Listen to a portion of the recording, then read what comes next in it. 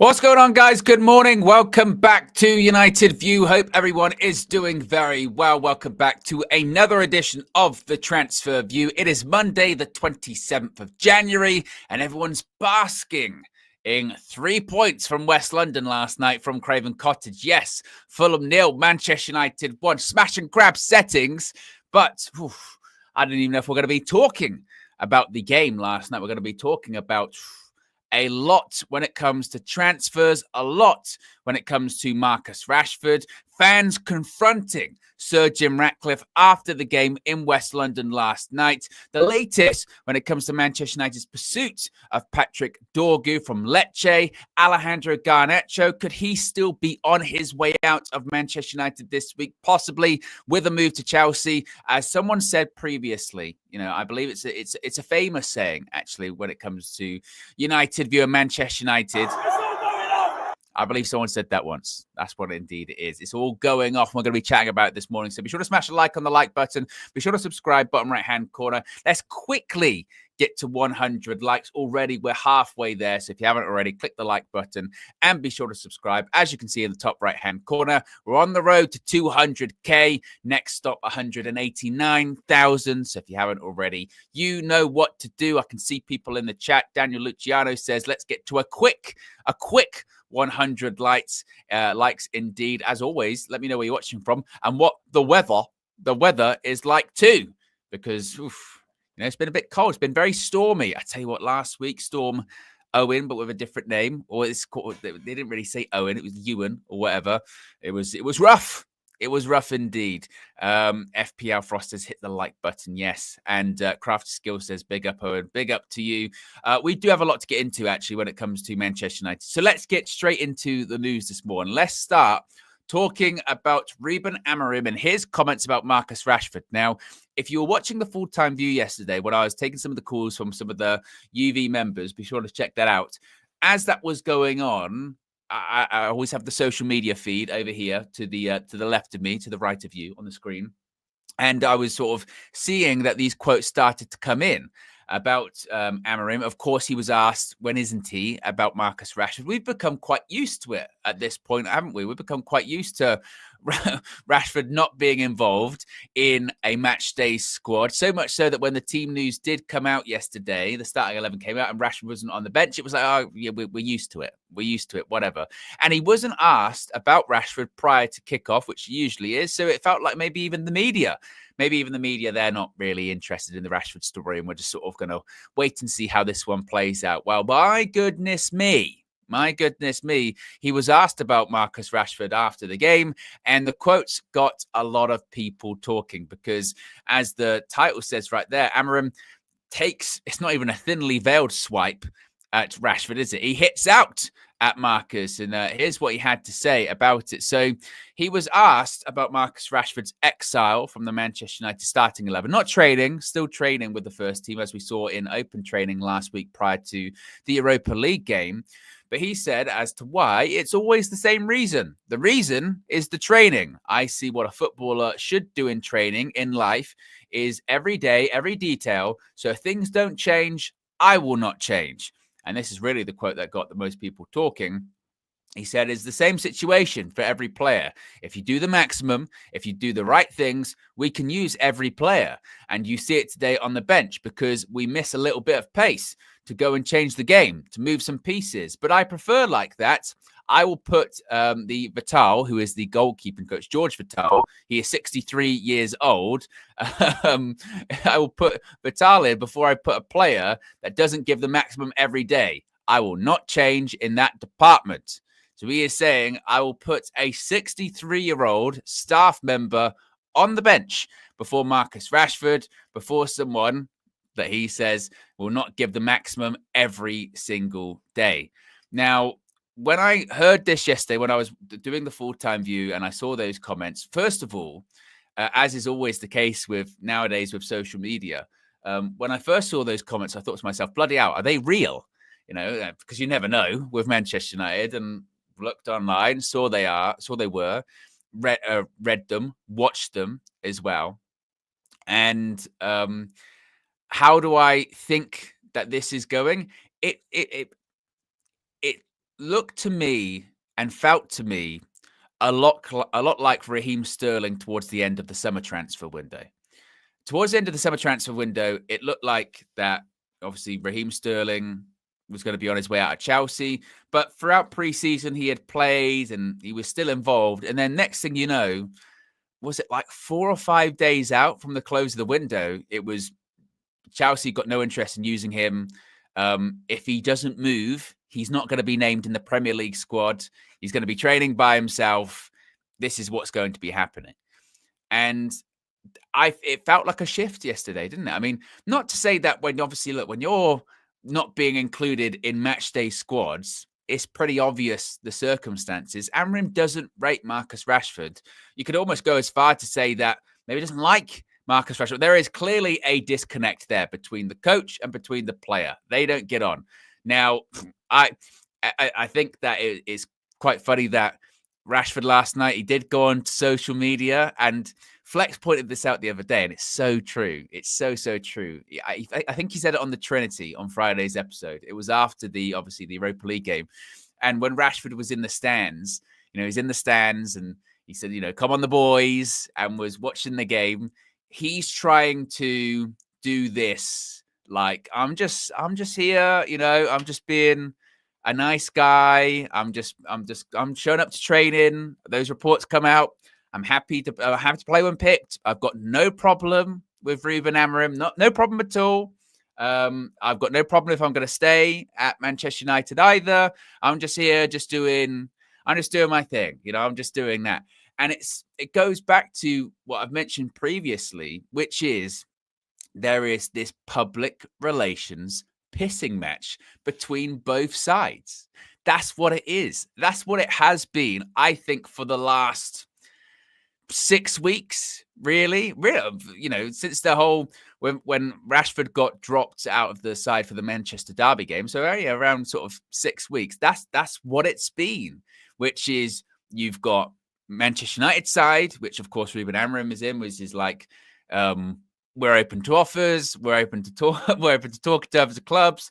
He's not indispensable. We're looking to move him on. We're not playing him.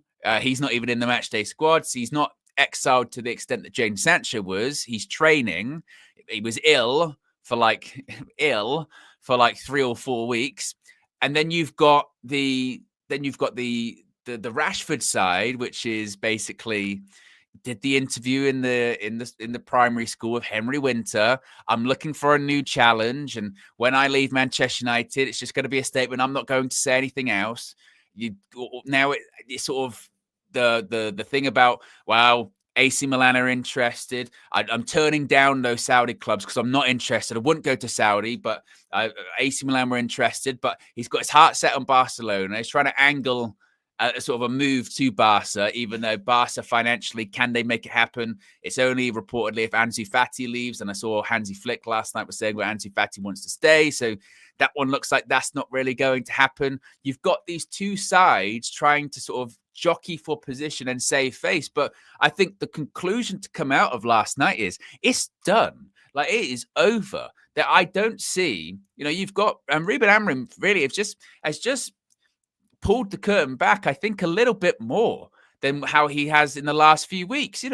Initially, he kind of sort of smoked and mirrored it, didn't he? Sort of talked in these sort of vague phrases or vague metaphors about, I look at, the way that they dress, the way that they eat, the way that they train, and, kind of vague. More sort of vague. And then when he was asked about it after, he just goes, same reason. And when Rashford was included in the squad, I just needed numbers today. And, that kind of thing. Sort of playing up that, wow, it's one of these things, maybe could get backing, maybe could get back that.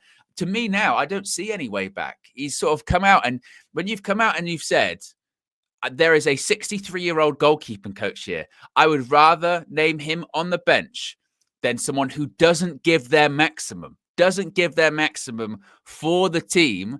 There's no way back. And this is when it gets back into, we were talking about this over the last few weeks, that now something has to, I think, be resolved by the end of the window, because I don't see any reintegration at this point. Because if you're saying that he doesn't give his maximum for the team. And he's kind of, was it a week or so ago, a couple of weeks ago, he said something similar about that, about, that won't give their best for the team. I forget the actual phrasing, but it was after the Brighton game. And he was asked once again about Rashford, wasn't he? He was asked about Rashford. He said, well, I don't want to make it like this is about Rashford, but, I pick people that are best for the team, I think was sort of the phrasing that he was using. And he's just sort of doubling down more in it now.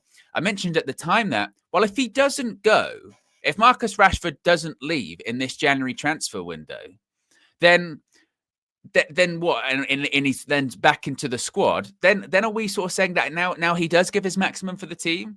Now he is the best for the team? Because nothing really should change when it comes to that. So I really viewed the comments last night as just another push. Another push, I think, from Amorim and from United, but mainly from Amorim of just, I don't want to deal with this. I don't want to deal with this. I don't rate him. I don't fancy him. And that's it. It's clear as day. The guy's been named in one matchday squad since, late December. And that was because we ran out of players effectively. Look at it.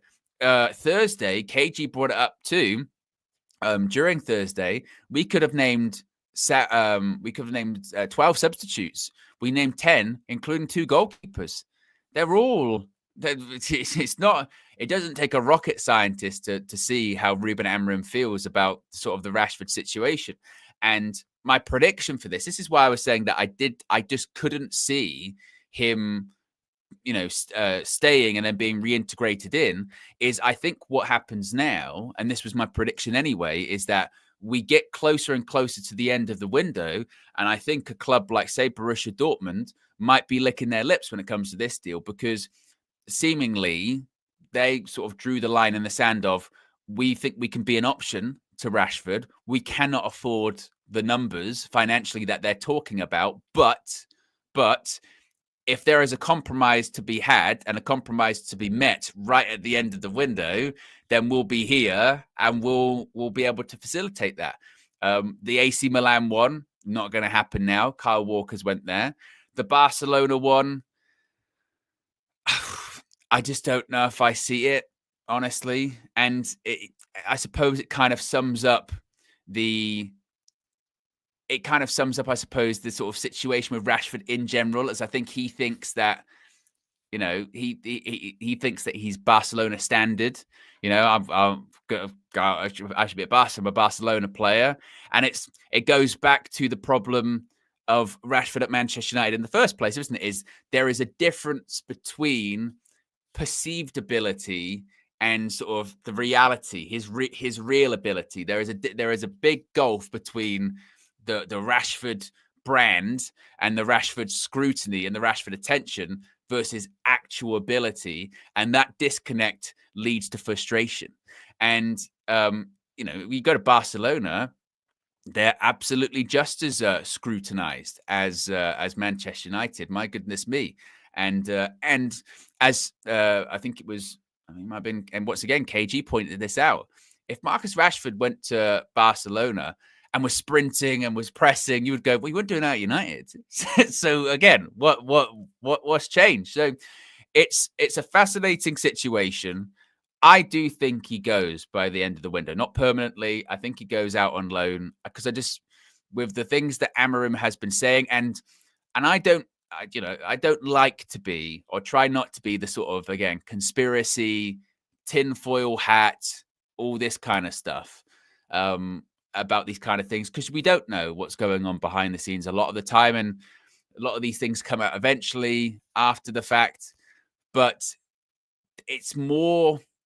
there is more here than just not rating the football player.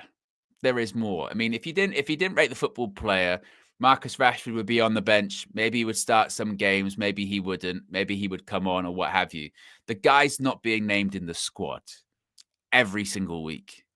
And I know that Laurie Whitwell did a really good piece at the beginning of the year, which he tweeted out last night, which I would go and recommend for you guys to read, which again kind of gives a background on some of the issues there about alleged, Rashford being out the night before training and games, and Ruben Amorim questioning him on that, and him saying that no, that's not true, that's not this, that's not that. So I get, for me, I don't think that he stays beyond the window. I think he goes out on loan, and I think because otherwise he's not going to be. He's not going to be included in the squad. I just don't see it. I don't see it at all. A couple of super chats already. Ravel says, think the wing backs inverting is due to lack of creative or because Amad or Garnacho are better wide. Could we see both at wing back if Garnacho doesn't go? I don't know. I think we obviously did see this yesterday, didn't we? We saw Mazraoui being in really central areas, didn't we? I mean, I say central, middle of the pitch. When Amad plays at wing back, he holds out wide a bit more. I don't know if that was instructional yesterday. I don't know if that's a lack of creativity. Again, these are issues that we kind of know, though, don't we? You watch Man United play, we're so desperate with wing backs, aren't we? We really, really are. And not to say that if we get Patrick Dorgu, who we're going to talk about in a bit, that's going to be the solution. But you see it yesterday, and you see it so often. I mean, our football we play, oh God, it's dross. It really, really, really is dross. And but that's going to be us for the rest of the season. I think we have to kind of wrap our heads around that games like yesterday, that's going to be United. That's why we're 12th, 13th in the league. Is we're not very good. We'll have results like we had against Brighton. That will continue to happen this season. But we'll get results like we did yesterday, smash and grab settings. That's why we're not going to get relegated. You know, we'll be bottom half, mid-table is probably where we'll finish. That's why we've probably got a half a chance maybe in the cups, is because you can do smash and grab settings in cups, but I'm not holding out too much hope there. It's a rough watch, but it's just get to the end of the season. So Ryan says this is vindictive and I'm not for it. Does nothing for the club or player but deflect. Same guy said we can win without them after City. Piss poor. I don't know what the point you're trying to make there, to be fair, Sir Ryan. I mean, obviously, everyone's got their opinion. I've mentioned many a time, and this is why this whole Rashford thing, whenever we lose a game, I don't do that. Well, if we had Rashford today, it'd be different, because it's not. It's not. You know, we have lost games with Marcus Rashford. We have won games with Marcus Rashford. We've lost games without Marcus Rashford. We've won games without Marcus Rashford. That's why whenever we lose a game, for instance, when we played Brighton at the weekend, and there was sometimes people that, well, if Rashford was playing today, you weren't saying that when we drew with Liverpool. You weren't saying that when we knocked Arsenal out of the Cups, right? We weren't saying that. They didn't miss him at that point, did we? Because we were happy. So it's an illogical argument. We have tangibly seen over the course of many weeks and many months that you take one player out, you take one player in. It doesn't matter. It doesn't matter. And once again, nobody is indispensable. And we talk again out of both sides of our mouths as United fans.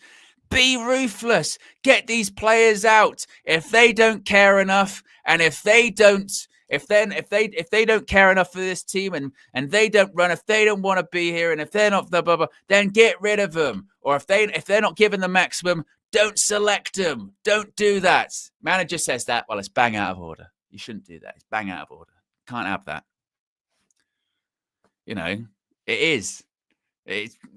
And also, I would love to see those that were in the uproar about Erik ten Hag's comments about Jadon Sancho.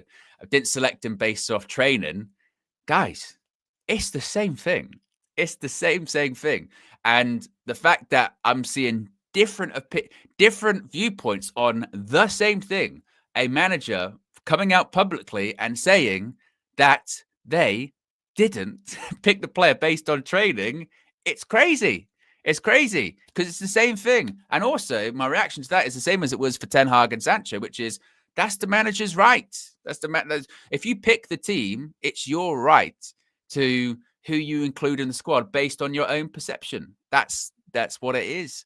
So, yeah, as far as when it comes to Rashford, like I said, I think it's over. I think it's done. Whether or not he does go at the end of the window, we shall see. I think he'll be alone, and then come the summer, it'll be very interesting as well. Of course, if we get anything more on it, we'll let you know in the future. We've already got over 1,300 people watching. We're closing in on 300 likes. So if you haven't already, click the like button and be sure to subscribe as well whilst you're at it.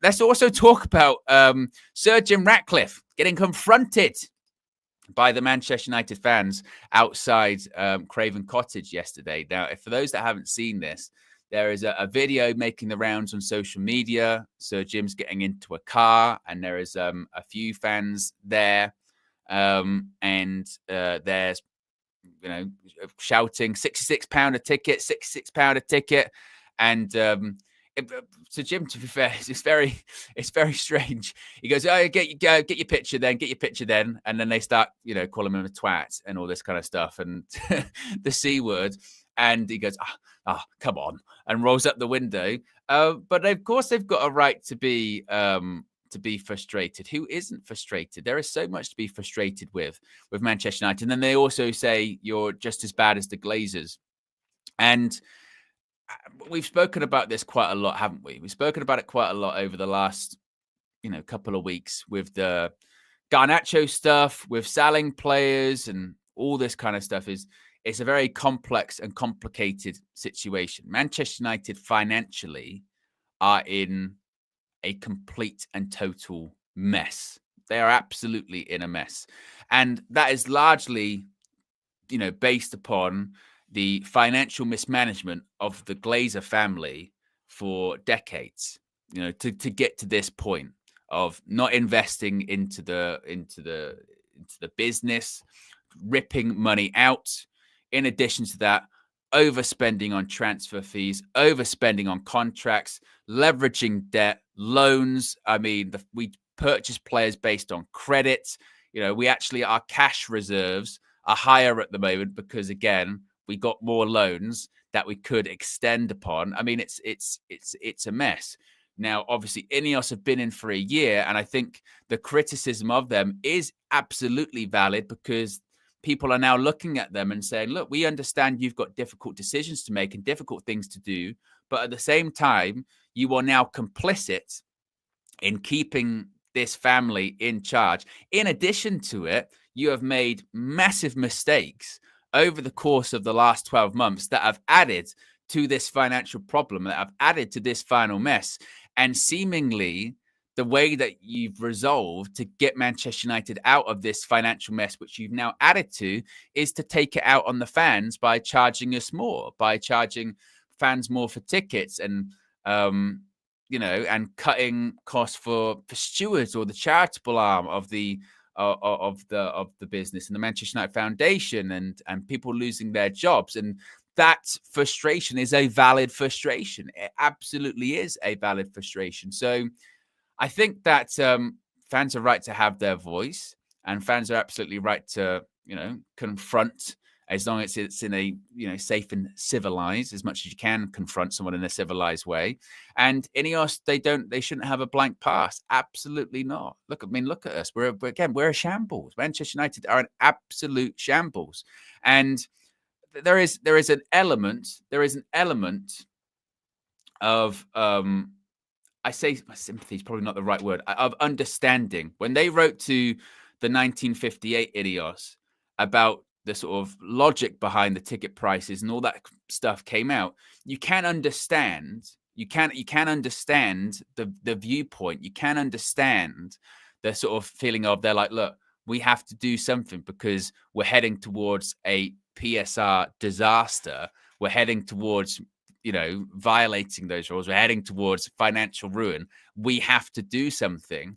And I think, again, it's the backdrop. It's the backdrop against a historically bad season that doesn't help this too.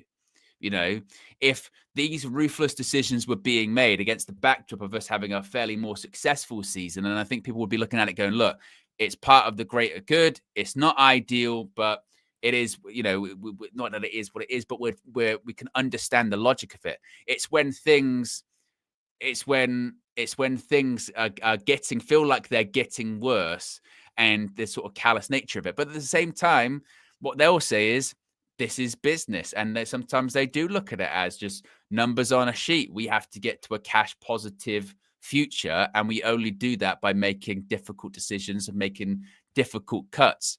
But when it's at a time where I suppose fans want to see, everyone's fans' pockets are hurting, and in addition to that, the team's shit, and we need to spend money on players which we don't have. It just doesn't help. Now, obviously, there was some positive news over the weekend when it came to obviously the new stadium plans and getting backed by the government, which, of course, as is always the case with the media, honestly, the sort of media literacy when it came to that story over the weekend was so alarming. I mean, so alarming, because government backs Old Trafford regeneration project. Apparently, according to a lot of people who just cannot be bothered to read an article, meant the government is going to pay for Old Trafford. Where's Show Rama? Government pays for new Old Trafford confirmed, is what it is. Even though it said in the statement released by Manchester United will be paying for the stadium. I mean, they couldn't have said it any more explicitly. And even though, again, it's never been a thing. It's never been a thing that Man United were asking the government to pay for their stadium. This has not ever been a consideration, because that would never fly. Never, ever, ever would they ask the taxpayer, "Oh, taxpayer, can you build a stadium for Manchester United?" Never would that be a thing. But people would say, this means the government are going to be paying for Old Trafford or the new 100,000 stadium. What it meant was what it's always been. To be honest, it was a bit of a non-story, to be fair, that, of course, the government will back a project that helps regeneration of the wider area because it brings improved transport links, houses, and jobs. So, yes, they go, we're happy to co-sign that, and we're happy to be involved in regenerating an area, putting money into an area that's going to lead to more money, more, more, as I mentioned, more jobs, help the local economy, more tourism. It's just going to be a greater benefit for that part of the country, part of the city. At no point did it meant that the government is going to build a new stadium for Manchester United. Of course not. It would be a ridiculous statement to make. So, I mean, that's a positive, I guess. But there's anger. There's absolute anger at Ineos, and I think they're right to be criticized. I mean, it's shambolic, and it's only really, you go through every single day. This is also the other part of it. I think as a fan, as just even like a casual United fan or a football fan, I have friends that are fans of other clubs, and they'll reach out to me and they'll say, a bit like with this Garnacho thing at the moment, they'll say, what's going on with Garnacho possibly going to Chelsea? Like, why is that a thing? Why would United sell? And also, why would Chelsea want him? They've got enough wingers. And you have to it's only when you explain it to fans of other clubs, or just even, maybe United fans that are, more casual, don't follow literally everything, they'll just go game to game, that you kind of explain the sort of financial dire straits that Manchester United are in. And it's flabbergasting when they sort of go, but you're meant to be one of the biggest clubs in the world, or you're meant to be, it's Manchester United, it's the one of the most successful, English teams ever. Like, how is that possible? And you sort of explain, you go, it's been decades of financial mismanagement, leveraging debt, dividends, overpaying, and we've just and also we've got one of the biggest revenue streams across sport, globally. It shouldn't be like this. If you had owners that invested and put money in instead of taking money out, and you didn't have that level of debt, people wouldn't be able to touch us. People wouldn't be able to touch us because that's what it's about when it comes to football. It's not necessarily about wealth. It's about revenue with PSR and with financial fair play. That's why you look at, say, Newcastle, richest club in the world with the Saudi PIF. and they struggle with PSR. It's not a wealth thing. I think people get confused by this too, because if it was a wealth situation, then nobody would be able to touch, say, a Newcastle, because of the amount of money that they've got. It's about how much money they're bringing, how much money does the business, the club generate. Manchester United, it beats everyone when it comes to actual revenue, but with the amount of sort of shit show financially we have going on behind the scenes, it's insane. And when you explain that to people, they're like, "Oh my god, how does that happen?" And you go, "Because the owners, they have not cared. They have never cared at all." And I think that a bit like, what we always hear this story about managers when they come in, and I think this is the same with Ruben Amorim right now. It's the same with Ten Hag when he came in, same with Jose when he came in, same with whoever when they come in. And they go, I wanted to come to Manchester United, but once I got in and I really saw under the hood of the vehicle, as it were, and I went, bloody hell, this is not good. I think it's the same with an executive level with Ineos. Now, frankly, they should have had a better idea, because surely after spending like $1 billion to buy into the business, you would think they would have, checked out the financials. So let's not pretend they didn't know what they were walking into. But at the same time, I think even they've been taken aback of, oh my God, this is a complete and total shit show. And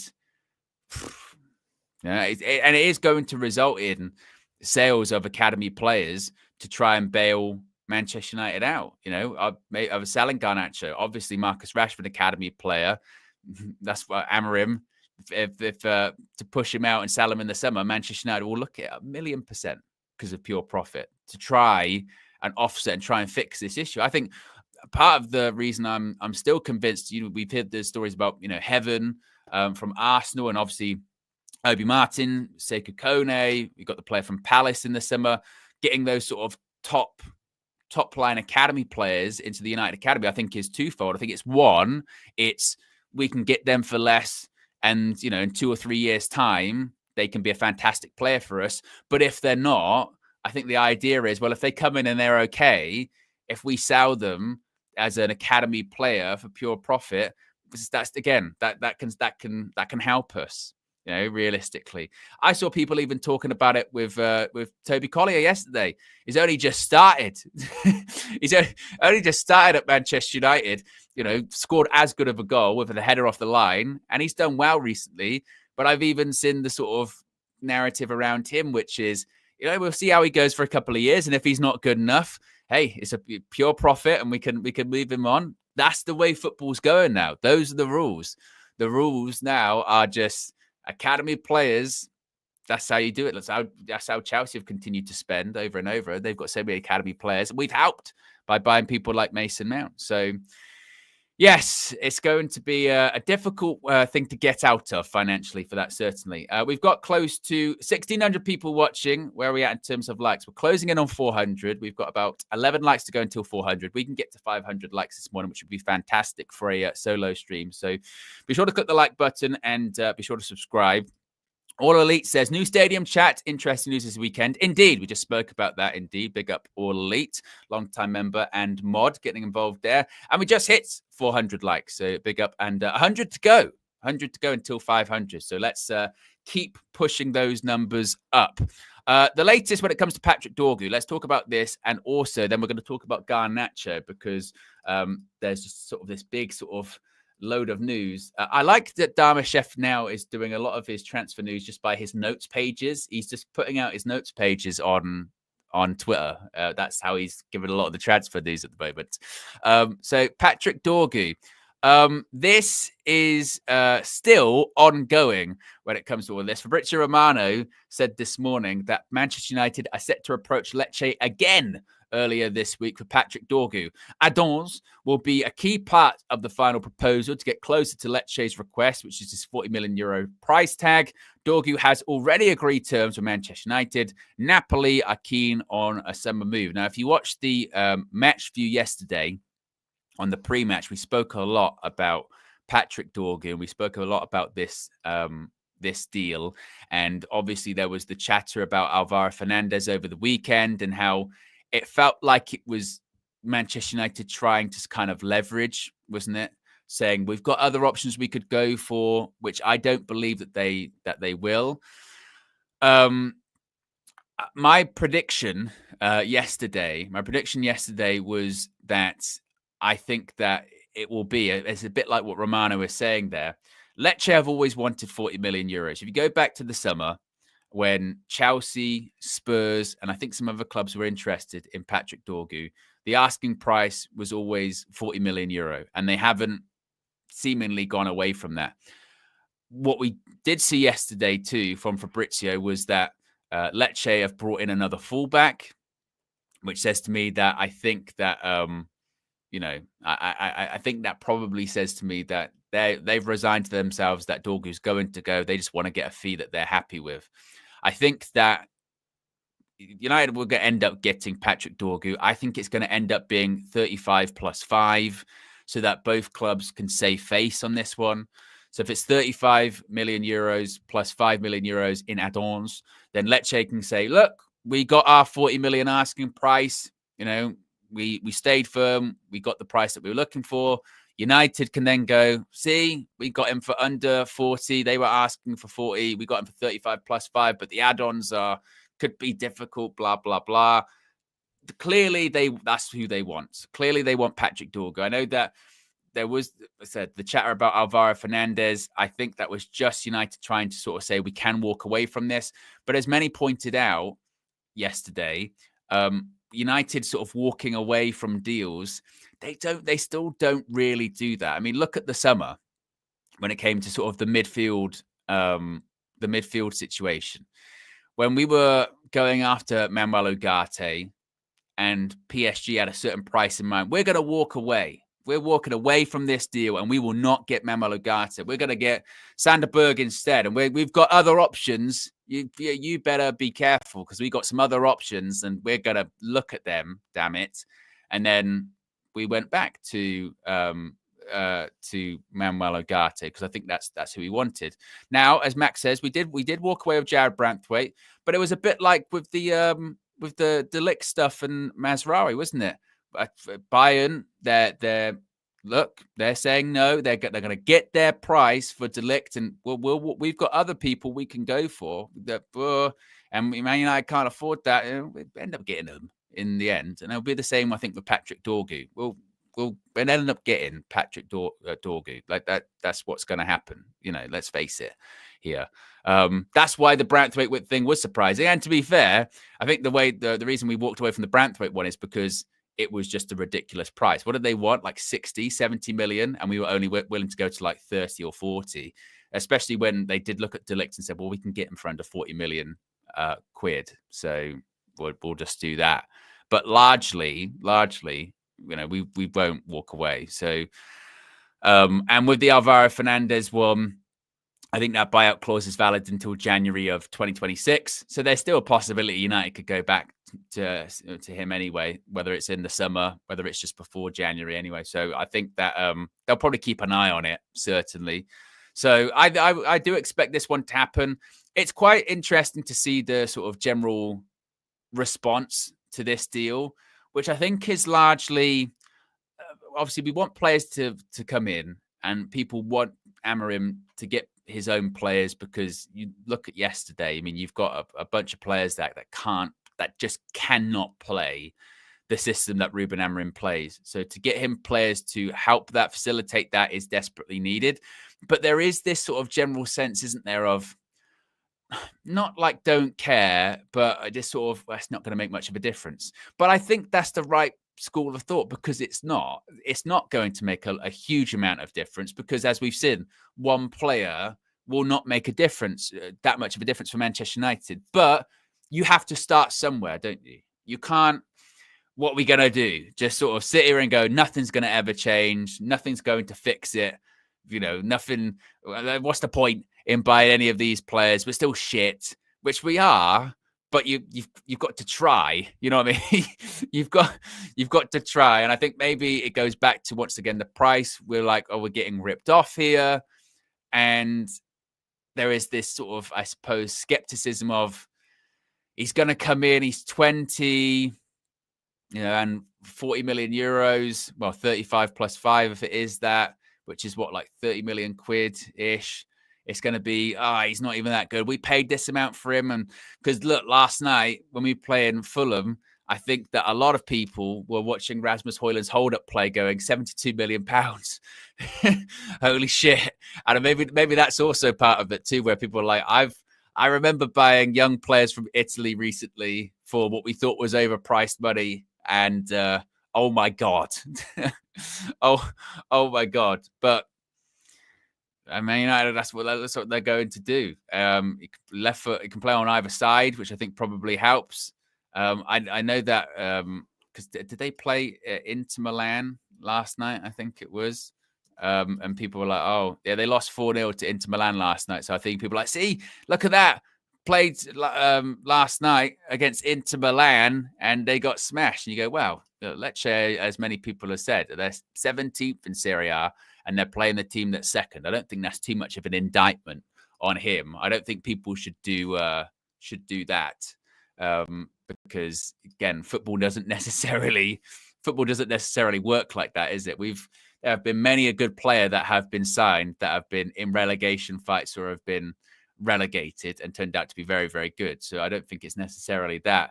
But looks like the Dorgu one is going to happen. So I do think, well, Fabrizio said it himself, didn't he? We're no doubt, that was the phrase he used, no doubt going to sign a left wing back in this January transfer window. And it would appear maybe it's going to be Patrick Dorgu. So we shall see what happens when it comes to that. On Patrick Dorgu, actually, Darmesh has tweeted out on his notes pages. He says a sale of Alejandro Garnacho would make it easier for Manchester United to negotiate further with Lecce for Patrick Dorgu. A gap in valuation exists between the two parties. The Lecce president does not want to sell, but stopped short of guaranteeing Dorgu would remain at the club. Dorgu played the full 90 minutes in Lecce's 4-0 defeat to Inter Milan on Sunday. It's thought United view Lecce's approach as, quote, brinksmanship. They have their own valuation of the player and will not overpay. Heard that one before, haven't we? We've heard that one. They will not overpay. Remember that, folks. They will not overpay, which is what they said in the summer too. They will not overpay. Largely, the fees were okay in the summer, but that's they were not going to overpay. Yeah. What I would say about the other options, I know people say, "Go get Kirkes." We are not going to get Kirkes. That's not going to happen. First of all, just why? Why would he bother? And why would he want to come? I mean, Bournemouth doing well in the Premier League. Bournemouth themselves, they would not sell right now. They might sell in the summer, but that's not happening. Like it's not. Alvaro Fernandez. I just don't think United. I ideally want to get Alvaro Fernandez back at this point. I think they want to leave it another year, and they're only bringing him up as their point to Lecce, which is we can go get someone for less if you want to mess around, and Lecce go do it then. We can sell to Napoli in the summer. And they're like, okay. So I think that's where the stalemate is when it comes to that. But we'll see if there are developments this week. Where are we at in terms of likes? We're only 30 likes away from 500, which is fantastic. So if you haven't already, click the like button. Let's get to 500 likes. That'll be great. Garnacho. Alejandro Garnacho. Well, I mentioned there was a lot to chat about this morning, and Garnacho is one of them. Ruben Amorim was asked after the game yesterday on possibly Garnacho leaving this week. Anything can happen. He is improving in every department, how he recovers, understanding of the game when he defends. I'm trying to find the best position for him. I don't know what's going to happen, said Ruben Amorim. A little bit more this morning from Darmesh, from his notes page on his phone. He says the future of Alejandro Garnacho holds the key to Manchester United's dealings in this transfer window. United do not want to sell Garnacho, but accept a sale will help with PSR, Napoli and Chelsea interested. The thing is, when you say stuff like that, this holds the key in this transfer window, it's the 27th. Like, we're running out of time. You know what I mean? So if you were United, you've not that you want to sort of solicit offers, but you would think you would say to, Chelsea or Napoli, by the way, folks, like if you're going to put a serious offer in, like it's got to be we've got shit to do if we're going to spend this money. What we don't want is to have a thing where it's on February 3rd, deadline day, and Chelsea are like, right now, we're going to do £60 million for Alejandro Garnacho. You go, where was that for ages? We've been waiting to see what happens here. As far as what Darmesh was saying about how the Dorgu one, the Garnacho sale could impact the Dorgu one, I pushed back on that because by all accounts, all the other reporting is actually it's the Anthony loan, which has now gone through. So that's not going to have too much of an impact on that. You would think, and this is why my view on this has kind of shifted a little bit. A few days ago, sort of around, was it sort of last weekend into this past week, it did feel like, I tell you what, maybe this Garnacho thing might happen. This one feels like it's got a bit of legs. Napoli, of course, did make their approach, which was rejected. But had all of this sort of, and this is when you sort of see, I think, the sort of social media grifters when it comes to all of this. Because remember all that chatter? Chelsea, the bid is incoming. The bid is incoming imminently. I think it was like Wednesday, Thursday, wasn't it? Bid is coming in imminently, and this is what it's going to be. It's an imminent bid, and just nothing happened. So I don't know if a bid's even been put in yet, and then you get into obviously the chatter about whether United should accept it, shouldn't they accept it. I wouldn't be opposed to again in the summer if they if a bid went in for that and it was part of a rebuild, because this is the other part of it from a PSR perspective. It'd be £60 million pure profit on the books right now. From my understanding of it, you could actually bankroll a significantly more amount of spending than that, like over 100 million plus, because obviously all transfer fees aren't paid up front. So there is a lot that United could do with that if they were to sort of have this big rebuild. And obviously you could be talking about Rashford going in the summer, which is pure profit. Obviously there's going to be another push to move on Casemiro in the summer to get his wages off the books. Whether they can get something permanent for Anthony in the summer, of course, there's no buy option for Real Betis, but there's a lot there. There's a lot there. So you can certainly see the thought process, can't you, of them going, look, we could sell Garnacho and we could possibly spend 150, 180 million pounds on players just because of that one signing, let alone when it comes to the other revenue and other players being off the books. We could spend a significant amount of money in the summer and we could bring in players for the positions we're looking for, and this could really help. And there might have to be a sacrifice to make for that, for the greater good, if United want to go down that route. And then you go into the fact of some people say good because he's not good. He's not good enough. And then you get someone going, no, he's only 20 and look at what he's done already at United. Let him develop for a couple more years, then make the decision on it. And then you get others, which is kind of my point of view, which is take a step back. Look how have we found ourselves in this situation. The situation that we're in right now financially is just a complete mess too. And other players are going to be going in the summer first, like Casemiro, like Rashford, like others. So surely they should be then look at it, then see if you need to sell Garnacho.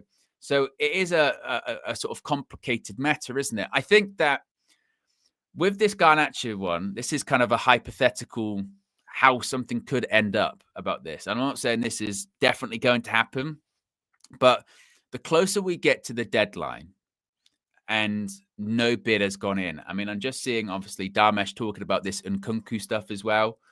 So obviously, it did ramp up over the weekend, didn't it, with United's interest in Nkunku. Not saying it was going to be a permanent deal, but more a loan deal. The suggestion was that maybe these two things could be kind of linked. So Darmesh is saying that if Chelsea do officially come in and meet United's demands, it could open the door for United to pursue a loan move for Christopher Nkunku. A permanent deal is seen as highly unlikely, as United want to use the money for the problematic left wing-back position. For a loan move, I wouldn't be opposed to a loan to the end of the season for Nkunku. I still have massive reservations about his fitness. Obviously, since he's come to Chelsea, he's been injury prone, and the last thing we need is more injury prone players on the books permanently. I know there's been pushback recently which say that, well, he hasn't actually been injured for quite some time. He's just been kept out of the side because of Cole Palmer and because of other players. He largely plays in the Europa Conference League squad, and he is a good player and he could play in that 10 position. Maybe betting some of the players we've got, so that could be an option. If we were to sell Garnacho, and it was like, right, we're selling him because it's 60 million, 65 million, and even if we can't spend the money now, that's there for the summer. We can do stuff with that, and Sancho's going to go in the summer too when he officially goes through to Chelsea. And in addition to that, we've got these other players. Rashford's going to go, and these players, and we're building up for a big summer. If it was just, look, we know that it's late. We know that it's late in the window, and you're going to do this Garnacho deal, which is going to help us long term. And but we need a player. We don't have time to get a player. And they say, well, you can have Nkunku on loan for 6 months until the summer. I'd still, again, reservations on the wages. He's one of their higher paid players. I think he's on, is it 150 something? 150-ish, maybe more than that. You would say, well, what's the contribution going to look like? Because are we still paying parts of Sancho's wages again? But if it was like a loan, no obligation to buy or anything like that, just so we had a player till the end of the season and we got the money from Garnacho, then I wouldn't be as opposed to that. I wouldn't be as opposed to that. But there again, we're getting into very specific kind of conditions here, aren't we? Perhaps. And I still would have massive reservations about the injuries when it pertains to that. But I could see something like that happening. If Garnacho does go, and again, it's more just the proximity to the end of the window, I think, with this, where I could see something like February 1st, February 2nd, February 3rd, where it's like, Chelsea put a bid in for Garnacho.